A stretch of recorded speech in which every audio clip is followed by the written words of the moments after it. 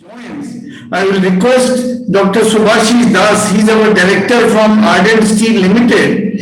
He will personally welcome the minister, honorable minister for state. So Dr. Das, just wait on for abhi unke yahan se we have received a message that he is joining in another 5 minutes. He's already logged in. He has logged in, but we can't see his. He's logged in, but maybe 2 minutes. Somewhere, so maybe we can start Dr. Subhashish Das.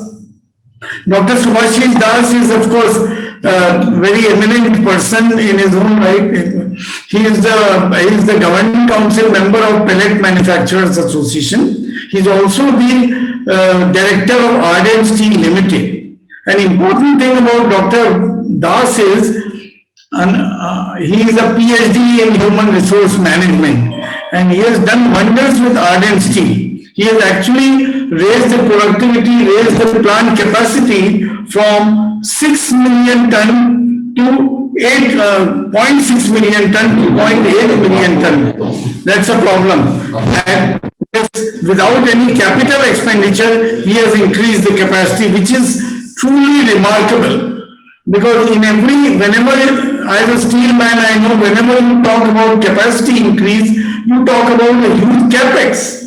And Dr. Subhashish Das is an extraordinary gentleman. He has done this job. He is also the lowest cost producer of pellet in the country in terms of rupees per ton.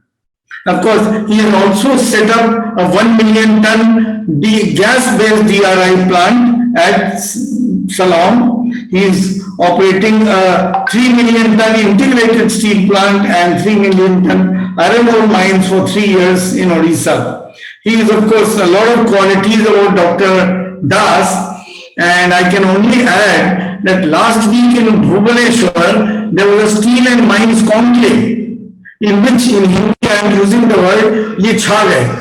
Even the chairman Sale and Mrs. Rasika Chaube, they were complimenting Subhashish Das on his excellent presentation. Even though he got just about 10 minutes, he spoke very well. Thank you, sir. You are batted for PMAI always, and today also you are welcoming our MOS. So, we can also start, sir, and then. I mean. हाँ, maybe we'll take turn. क्या बोलिए कुछ आप? Thank you so much. So much. And as per the agenda, and this is a valedictory session, I just wanted to sum up, except Mr. Prasad of Arcelor Mittal. Here, Mr. Prasad, I'm sorry. You see, ये virtual mode में होता है ऊपर नीचे. Anyhow, what I wanted to tell you about, small 1 or 2 minutes about the history, and I think Honorable Minister is already here. So just before he comes and join, I just wanted to speak few words about the industry, the journey of pelletization in the country, and the issue, challenges, and pertaining to operation, pertaining to technology, pertaining to sales, pertaining to raw material requirement, the balancing between supply and demand, and the way people have come up to get into the industry. Initially, we thought of a lot of mining people come into this industry, but somehow or other, there are a lot of good players and good people, including Tata, Jindals, and KISL, Mr. Subbarao. In fact, we have been talking to each other since long. And the way things have been happening, there are issues, there are challenges, there are the raw material, and we all remembered in 2014 the way things have happened so badly for us, and most of the pelletization industry had to shut down. And well, thank God, with all grace of God, with all grace of the industry, all grace of the government of India, and with our honorable Prime Ministers intervene about the export duty, about the raw material. And we were talking about last Atmanirbhar Steel Conclave in Delhi, where the ex-steel minister has spoken about how he wanted to take it the steel industry. And now, in fact, now I really proud to feel that I am a pellet manufacturer or an association member of PMI. And I thank you so much, Bhatnagar Saab, the way you have taken this association into bigger height, irrespective of the training program which has happened continuously for 3 years, irrespective of the technology development in Karnataka, in Raipur, in Orissa, irrespective of your association with all the technological experts throughout the globe, and the way you communicate. Thank you so much, Bhatnagar Saab. The way you communicate to the association member, being one vessel sale of pelletization from China or Indonesia or Dubai, you keep on writing. And then the biggest advantage of PMI is that we all treat people in the association equally, irrespective of 10 million ton capacity, irrespective of 0.6 million ton capacity, irrespective of 3 million ton capacity. And Mr. Dwivedi and Amit, which has been doing marvelous job. Now, I have been so closely associated where my ex-colleague, Mr. N.D. Rao, was the president, because there are 2 people who have been moving there in Delhi. So out of that, I was one of them, a member from PMI. And thanks all of PMI that you have made me a vice president of the association.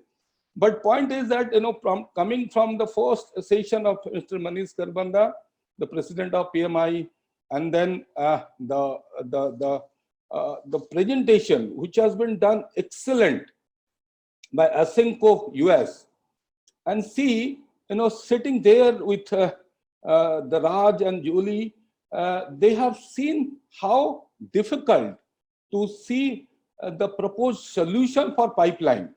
You have to understand, when you are talking about 300 million ton, 1200 million ton raw material is required. So we are talking about only pelletization beneficiation, which is required around 5 million ton of raw material movement in the country. So for achieving 300 million ton movement in the country, you require 1200 million ton of raw material movement. So that's the major crux of the story. And the second issue, the kind of support which the government of India needs to give it to us, bring it railway, bring it coal, bring it steel. And you have been seen how we have intervened or entered into steel ministry. Once upon a time we have not been part of the steel ministry even. I have seen this in 2011-12, in 14-15 also, how we have not been able to be part of the steel ministry. Sir, I think मंत्री साहब join किए हैं. मंत्री साहब नमस्कार, मैं doctor दास हूं and स्वागत करता हूं माननीय राज्य कोयला रेल और खनन मंत्री के बदौलत सारे pallet manufacturing association of India से. I am the vice president of PMI. हम लोग एक पैलेट प्लांट उड़ीसा में रन करते हैं एंड हमारा मेंबर 0.6 मिलियन से लेके 10 मिलियन टन तक है. एंड जो आज का जो हमारा वेबिनार है, टू सी दैट कि हम लोग कैसे 300 मिलियन टन जो हमारा माननीय प्रधानमंत्री का उम्मीद है और एक स्टील मंत्रालय लेके चले हुए हैं कि 2030 तक हम लोग 300 मिलियन टन कैपेसिटी में पहुंचेंगे, which is very good as per प्रधानमंत्री का ये है.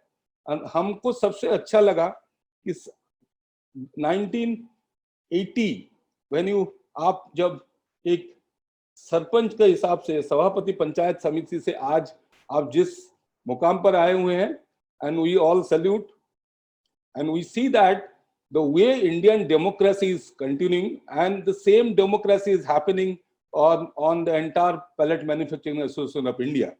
And हम लोग आज जो चर्चा कर रहे हैं, चर्चा का संबंध चालू हुआ था स्टील मिनिस्टर का एडिशनल सेक्रेटरी रसिका चौबे से, एंड शी हैज कमिटेड हमको कमिट किए हैं कि हम लोग जितना भी हो सके उतना हेल्प करेंगे. हम आपको थोड़ा संक्षेप में अपना हिस्ट्री बता देते हैं. पैलेट मैन्युफैक्चरर जो है उसमें जो हमारा खनी है मतलब आयरन ओर का, जब 20 साल 25 साल या 50 साल जब माइंस रेज हो जाता है तो उसमें आपका लंप और जो अपना फाइन्स है उसका परसेंटेज धीरे धीरे बढ़ जाता है, फाइन्स परसेंट बढ़ जाता है और जो लंप हो वो कम हो जाता है। तो to utilise, to conserve the natural resources, this is the technology which have started mostly from 2008 onwards. तब सरकार का निर्देश था कि हम लोग नेचुरल रिसोर्स को कंजर्व करने के लिए बेनिफिकेशन एंड आयरन और पैलेटाइजेशन करेंगे। आयरन और पैलेटाइजेशन एक तकनीक है जहां पर आप 1100 डिग्री में एग्लोमरेट करके हम एक प्रोडक्ट निकालते हैं जिसको हम लोग DRI या ब्लास्ट फर्न में खपत कर सकते हैं। और उसमें एक बड़ा इशू है कि जितना भी लो ग्रेड है, जो माइंस के लेवल में रह जाता है, जो मेजर एक्टिविटीज नहीं हो सकता है, उसी को यूज करके हम लोग एक वैल्यू एडेड प्रोडक्ट निकालते हैं और उसमें हमारा बहुत सारा एडवांटेज है। हम लोग ग्रीन पैलेट का नाम में जाना जाता है सारा विश्व में, सारा भारतवर्ष में। और हमारा as compare to sinter plant हम लोग बहुत ही कम एनवायरमेंट पोल्यूशन करते हैं। NOx PM10 बहुत कम होता है और कंटिन्यूअसली टेक्नोलॉजी होता है। हमारा भारत सरकार का IIMT CSIR का बहुत सारे निर्देशक, बहुत सारे साइंटिस्ट इसमें काम किए हैं। डिफरेंट आज से 14 साल में बहुत सारा टेक्नोलॉजी डेवलप किए हैं। अभी हमारा पुराना एक मित्र है KOSL के MD थे, वो बोल रहे थे मेजरली 3 टेक्नोलॉजी हमारा काम कर रहा है, straight grade, grade scale and circular pelletisation technology. और आज का जो मेजर संदर्भ है, आज का जो मेजर इशू था, how you wanted to make it a indigenous technology, indigenous equipment in the India. Because mostly क्या होता है सर, पैलेटाइजेशन और स्टील मेकिंग में जर्मन, चाइना, इस टेक्नोलॉजी का बहुत सारा इक्विपमेंट सप्लायर है। सो धीरे धीरे we wanted to become Atmanirbhar and part of the make in India and Atmanirbhar Bharat. We wanted to see that कि जितना भी इक्विपमेंट है to make a pelletisation plant धीरे धीरे भारतवर्ष में होना चाहिए। डॉक्टर सरलिया इनफैक्ट मॉर्निंग में एक प्रेजेंटेशन दिए कि कौन सा चीजें हम लोग आगे बढ़ाएंगे और कौन सा चीज हम लोग अपना इंडिजिनस करेंगे। बहुत सारा चीज जो चाइना से आया हुआ है, जो जर्मन से आया हुआ है, उसको हम लोग धीरे धीरे रेप्लिकेट कर रहे हैं। क्योंकि सर हम प्लांट चलाते हैं, इनिशियली बहुत तकलीफ हुआ क्योंकि चाइना से जब मटेरियल आता था उसको अगर रिप्लेस करने के लिए फिर we have to depend to China, और वो 3 महीना एक्सपोर्ट करके आने के लिए टाइम लगता था। And then the plant also become a lot of loss, bears lot of losses। तो ये एक चीज है। और हमको सर एज ए माननीय मंत्री of mines sir 300 million ton अगर हम लोग टारगेट कर रहे हैं तो 300 मिलियन में इवन 450 से 500 मिलियन हमको आयरन ओर चाहिए। आयरन ओर चाहिए मतलब for requirement of the iron ore we have to see that how best we can utilise. सुबह मनीष अग्रवाल ने एक बहुत बढ़िया प्रेजेंटेशन दिए थे, उसमें बहुत सारा क्लियरिटी हुआ था। सर मंत्री जी को जाना है यार कहीं, थोड़ा सा कर दीजिए प्लीज। तो sir thank you so much मंत्री साहब, आपको टाइम दिए। एक छोटा इशू है सर रेलवे के लिए, हम आपका मार्गदर्शन चाहेंगे। उसमें सर जैसे आयरन और जो आयरन और लम्प्स है और आयरन और पैलेट है वो कैटेगरी 165 क्लास 160 में होता है, जबकि हम लोग बार बार आज 5 साल से बोल रहे हैं कि हम लोग सर वैल्यू एडेड प्रोडक्ट है, हम लोग फर्नेस चलाते हैं, मैन्युफैक्चर चलाते हैं, we can not be equal to the iron ore which is a normal raising thing. Sir इसमें एक बार ध्यान दीजिएंगे, जब सर जो हमारा माइंस के नजदीक में जितना भी हमारा प्लांट है उसमें सर जो स्टेशन है उसमें कैपेसिटी बढ़ना चाहिए सो दैट एक सस्टेनेबल प्लांट बनेगा। छोटे प्लांट बड़े प्लांट एक समान में आएंगे और हमको रेलवे से भी वो सुविधा थोड़ा आपका मार्गदर्शन होगा, ये भी उम्मीद है sir. And I think Bhatnagar साहब will also take it forward, हमारा सेक्रेटरी जनरल है। And thank you so much मंत्री साहब, आप ज्वाइन किए हैं सर, हम लोग आपसे मिलके फिर आगे बढ़ाएंगे सर इसको sir. Thank you so much. चलो नमस्कार आप सभी को।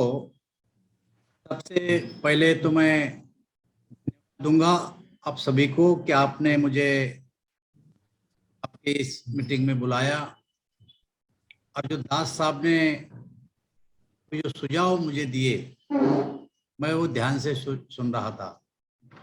सबसे पहले मैं तो एक बार ये बता दूं भटनागर साहब, हाँ जी, सुझाव आपने जरूर अभी जो मुझे दिए हैं वो तो मैंने सुने हैं, लेकिन एक बार आप दिल्ली में जब अपन बैठेंगे बिल्कुल के बारे में, माइंड के बारे में, जो भी तुम्हारे प्रॉब्लम है वो एक बार फिजिकली मिलके सॉल्व करने का।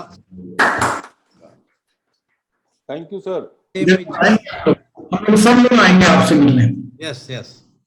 दूसरी बात है कि जब जिस क्षेत्र से मैं आता हूँ वहां पर जालना है महाराष्ट्र में, वहां पर भी स्टील फैक्ट्रियां है, कुछ बड़ी बड़ी फैक्ट्रियां है, अच्छी है, सारे दोस्त है, वो भी मुझे कई बार इसके प्रॉब्लम जो होते हैं वो बोलते रहते हैं।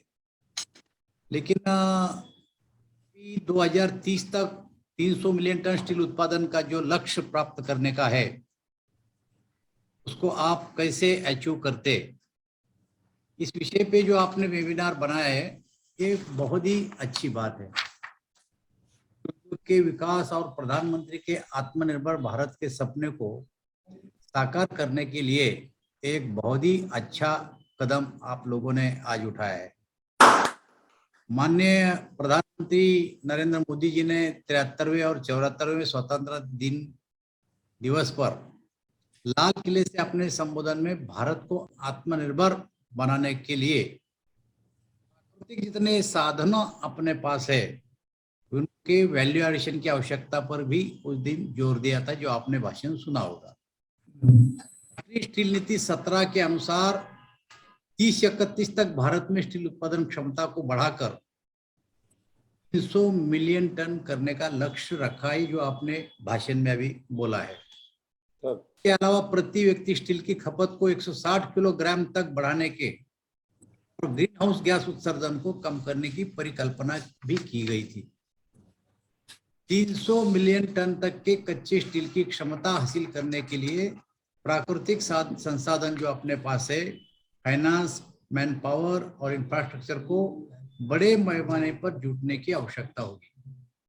स्टील के उत्पादन के लिए लौह अयस्क प्रमुख कच्चा माल होता है।